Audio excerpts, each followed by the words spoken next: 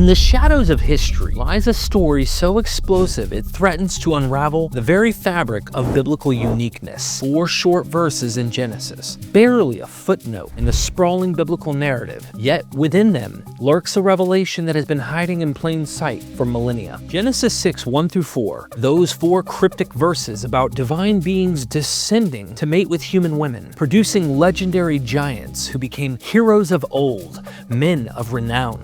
This isn't just another biblical tale, it's the smoking gun that exposes how biblical authors borrowed from the mythologies that came before them. And it came to pass, when men began to multiply on the face of the earth, and daughters were born unto them, that the sons of God saw the daughters of men, that they were fair, and they took them wives of all which they chose.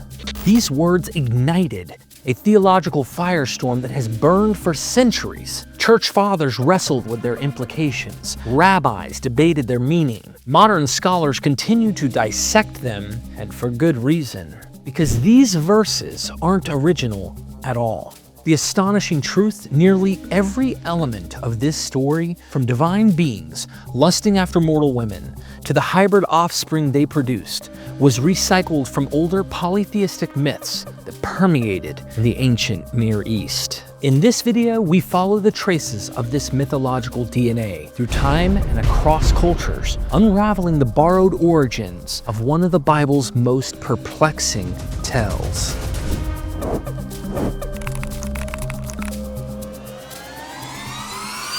Centuries before Genesis was written, Mesopotamian scribes were already recording stories of gods and mortals intermingling. Stories that would later be transformed into biblical narratives. The Epic of Gilgamesh, written nearly a millennium before Genesis, gives us our first glimpse of the mythological DNA. Gilgamesh himself, 2/3 of him is God, 1/3 of him is human, possessing superhuman strength and legendary status, not just similar to Nephilim, a prototype of them. But the connection becomes even more explicit with the Apkallu, those enigmatic antediluvian sages who brought wisdom to humanity before the Great Flood. Initially portrayed as culture heroes and divine messengers, these beings undergo a dramatic transformation in later Mesopotamian texts. Here's the revelation that biblical scholars have long overlooked. After the flood, these same Apkallu aren't celebrated as saviors anymore. They're condemned as corrupted hybrids, part divine and part human, who contributed to the moral decay that triggered the deluge in the first place. Now compare with Genesis 6. The sons of God came into daughters of men. The Nephilim were on the earth in those days. Mighty men of old,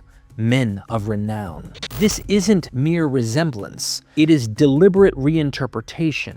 The parallels extend beyond just characters to narrative sequences. Entire narrative sequences. The Mesopotamian flood accounts follow the identical pattern we see in Genesis and later elaborate in the Book of Enoch. Divine beings mingling with humans, a generation of monstrous heroes, a world thrown out of balance, a catastrophic deluge sent as divine punishment. Even the post-flood reappearances of the Nephilim in Numbers echoes Mesopotamian traditions of surviving hybrid beings. This didn't emerge from a vacuum. It reframed the deep time mythology of Mesopotamia, absorbing and recasting the very stories its scribes encountered during their exile in Babylon. These aren't just similarities or echoes. They're footprints leading us straight back to Babylon. One might say the biblical authors didn't need to journey to distant Mesopotamia for inspiration. The mythological blueprint was right in their backyard.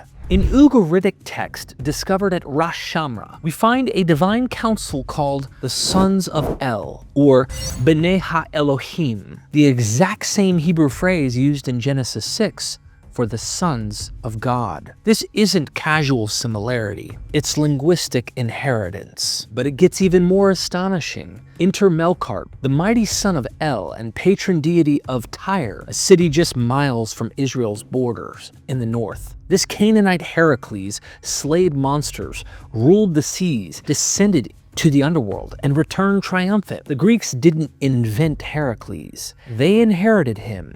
Melqart probably came first. Just like Gilgamesh, part god, part man. Just like Apkallu, sages of divine descent. Just like the Nephilim, offspring of gods and mortals. Coincidence? Not a chance. The Canaanite pantheon teemed with divine warriors, demigods, and hybrid heroes. The Israelites were surrounded by these narratives. They were the cultural air they breathed. These weren't foreign concepts, but familiar figures embedded in the regional consciousness. What Genesis 6 accomplishes with calculated precision is the subversion of this shared mythology. The biblical writers took figures their ancient audience already knew. Sons of El, heroic Melqart-type champions, divine human hybrids, and transformed them from cultural heroes into the cosmic transgressors. Not noble protectors of civilization, but fallen intruders. Not celebrated demigods, but violators of the divine order. Not heroes to emulate, but cautionary tales of boundaries crossed. Same characters,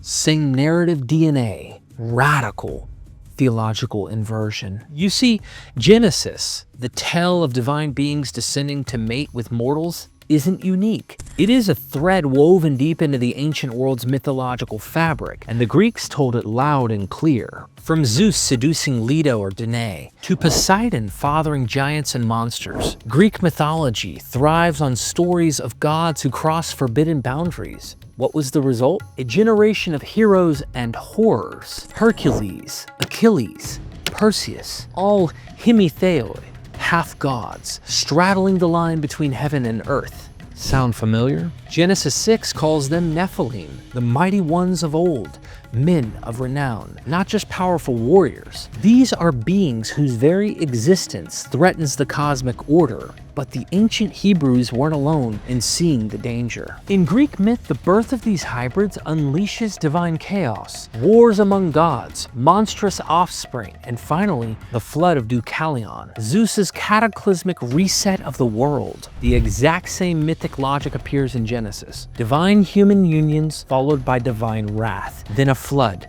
to wash it all away. And here's where it gets even more telling. When Jewish translators crafted the Septuagint, LXX, the Greek version of the Hebrew Bible, they didn't just translate Nephilim, they decoded them. They used the word gigantes, giants, the very term for the massive chaotic offspring of divine and human unions in Greek lore. These weren't just poetic parallels, they were recognized equivalents. The Greek giants and the biblical Nephilim are reflections in the same ancient mirror, each representing the hubris of crossing divine boundaries and the judgment that follows. Whether it's Zeus hurling lightning or Yahweh opening the floodgates, it's the same story. When gods fall for mortals, the world falls with them. What we find when we strip away the layers of reverence and tradition is not a singular divine revelation, but a profound act of literary transformation. The Genesis account of divine beings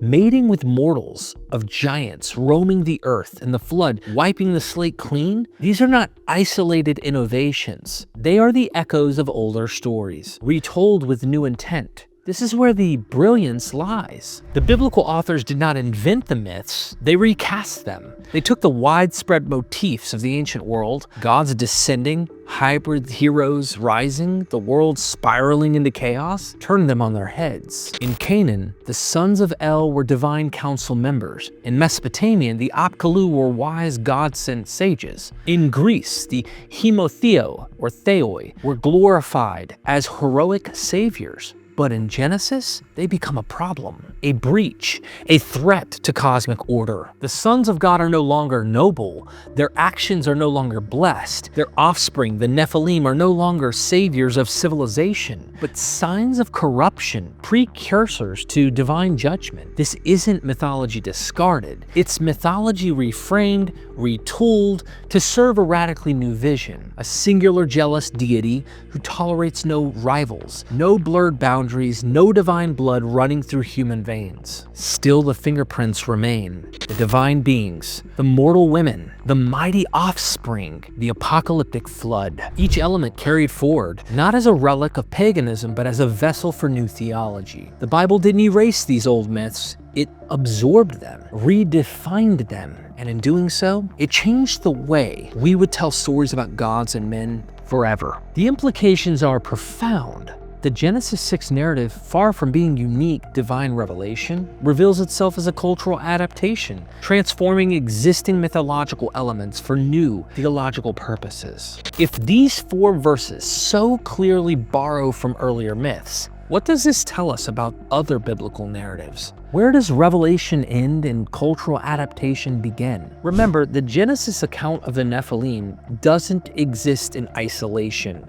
It's part of a continuous mythological conversation spanning centuries and centuries back. The biblical authors were not working in a vacuum, but responding to and transforming the religious and literary traditions of their world. What we're left with is a question that cuts to the heart of how we understand sacred texts. If a biblical story bears so much unmistakable similarities to earlier myths, why should we consider it historical when its predecessors are readily dismissed as fiction? The evidence doesn't suggest divine inspiration, but human invention, the transformation of existing stories to serve a new purpose. The Sons of God narrative doesn't stand apart from ancient mythology. It stands upon it. Why should we believe this one story when it is so dependent on earlier tellings essentially of the same one? The divine beings, the mortal women, extraordinary offspring, the subsequent flood. Each element appears in traditions that predate Genesis by millennia. The answer lies not in special pleading, but in recognizing the profound human creativity behind all religious texts, the Bible included. Genesis doesn't record historical events, but transforms existing mythological motifs into a new mythological framework. The real power of these 4 verses lies not in their historical accuracy, but in what they reveal about the dialogue between cultures, the ongoing conversation about the relationship between the divine and human realms that has shaped religious thought for millennia. Is it revelation or is it adaptation? Well, the evidence speaks for itself.